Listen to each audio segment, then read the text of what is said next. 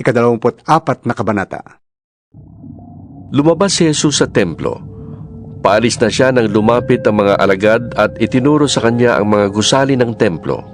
Sinabi niya sa kanila, Nakikita ba ninyo ang mga gusaling yan? Tandaan ninyo, darating ang araw na wala riyang matitirang bato sa ibabaw ng ibang bato. Lahat ay iguguho. Noon, si Jesus ay nasa bundok ng mga olibo. Habang siya ay nakaupo roon, tinanong siya ng kanyang mga alagad nang walang ibang nakakarinig. Kailan po ba mangyayari mga sinabi nyo? Ano pong magiging palatandaan ng inyong muling pagparito at ng katapusan ng mundo? Sumagot si Jesus, Mag-ingat kayo upang hindi kayo mailigaw ni numan. Maraming paparito sa pangalan ko at magpapanggap na siya ang Mesyas, at marami silang maililigaw. Makakarinig kayo ng mga labanan at makakabalita kayo tungkol sa mga digmaan.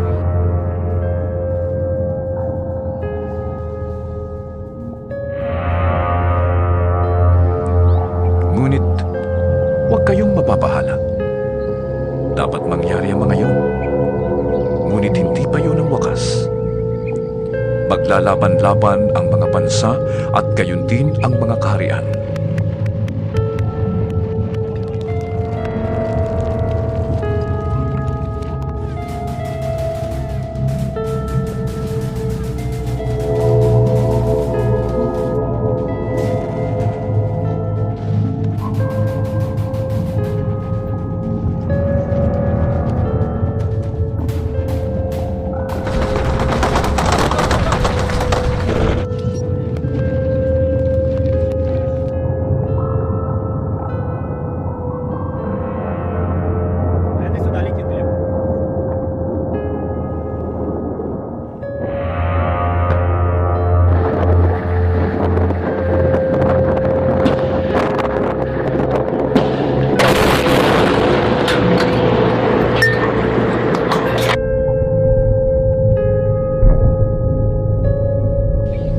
Magkakaroon ng tagutom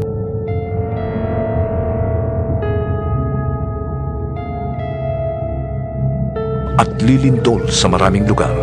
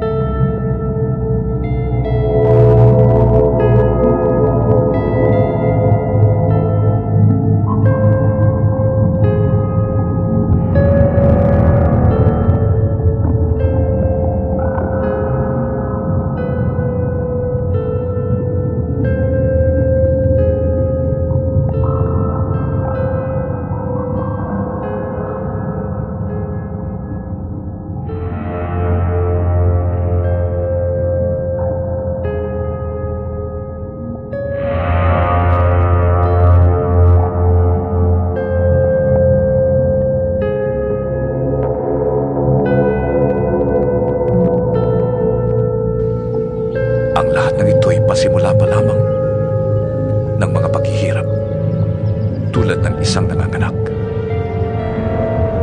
Sa mga panahong yun, kapupuotan kayong lahat dahil sa inyong pagsunod sa akin. Isasakdal kayo upang pahirapan at patayin. At dahil dito'y marami ang tatalikod sa kanilang pananampalataya, mapupuot sila at magtataksil sa isa't isa.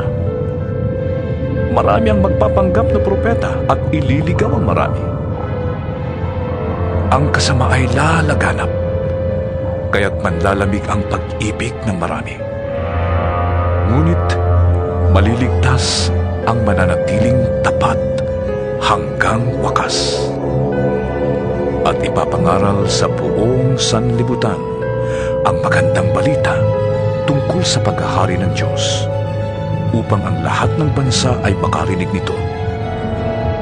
At saka darating ang wakas.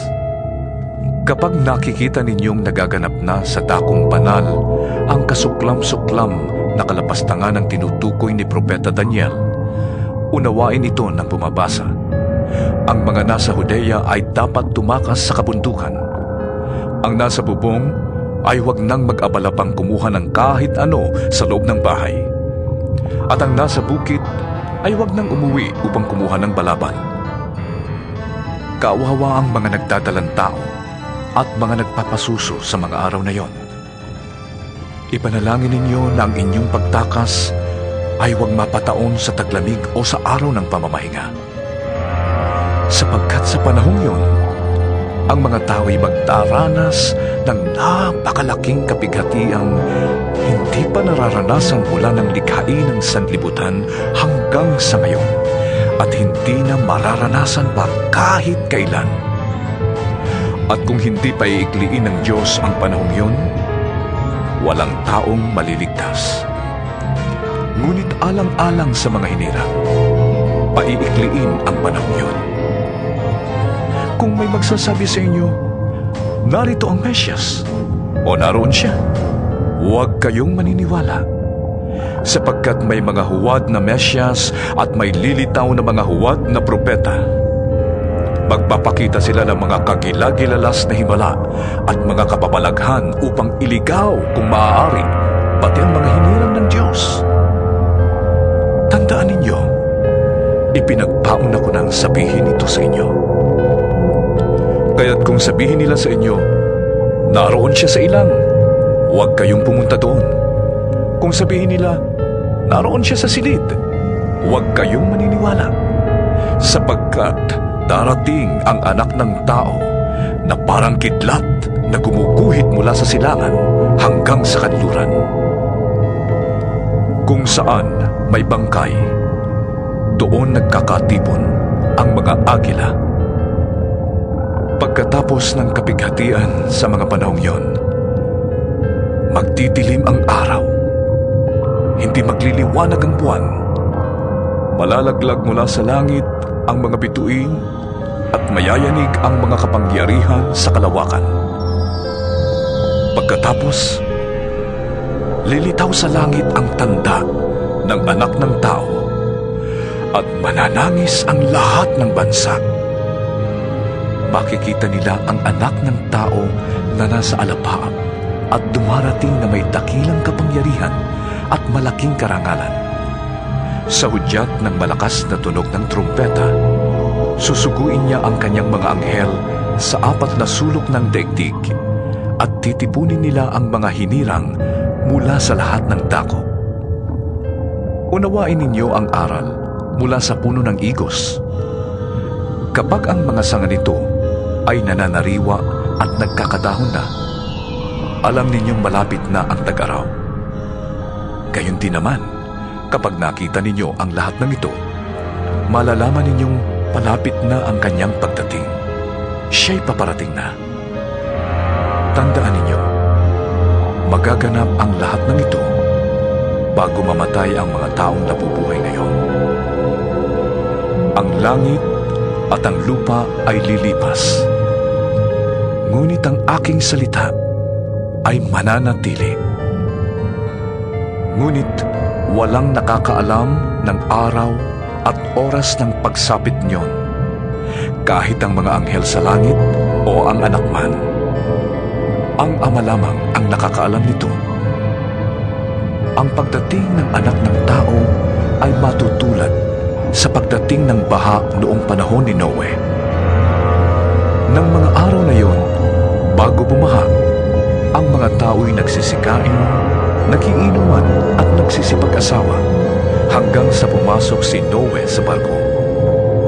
Hindi nila namamalayan ang nangyayari hanggang sa dumating ang baha at tinangay silang lahat. Gayon din ang mangyayari sa pagdating ng Anak ng Tao. Sa panahong yun, may dalawang lalaking nagtatrabaho sa bukid. Kukunin ang isa at iiwan ang ikalawa. May dalawang babaeng nagtatrabaho sa gilingan. Kukunin ang isa at iiwan ang ikalawa.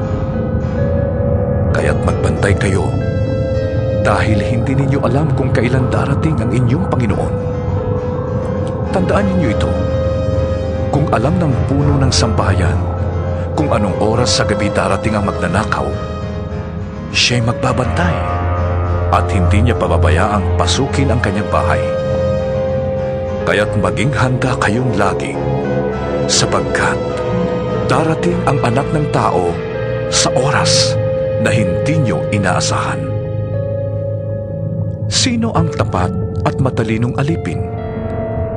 Hindi ba't ang pinamamahala ng kanyang Panginoon upang magpakain sa iba pang mga alipin sa takdang oras? Mapalad ang aliping yon kapag dinatnan siyang naglilingkod ng matapat sa pagbabalik ng kanyang Panginoon. Sinasabi ko sa inyo, gagawin siyang tagapamahala ng kanyang Panginoon sa lahat ng mga ari-arian nito. Ngunit kung masama ang aliping yun, sasabihin niya sa kanyang sarili, matatagalan pa ang pagbabalik ng aking Panginoon. Kaya't sisimulan niyang bugbugin ang ibang mga alipin at makikipagkainan at makikipag-inuman sa mga lasenggo. Babalik ang Panginoon ng aliping yon sa araw na hindi niya inaasahan at sa oras na hindi niya alam. Buong higpit na parurusahan siya ng kanyang Panginoon at pagkatapos ay isasama sa mga mapagkunwari. Dooy tatangis siya at magngangalit ang ngipin.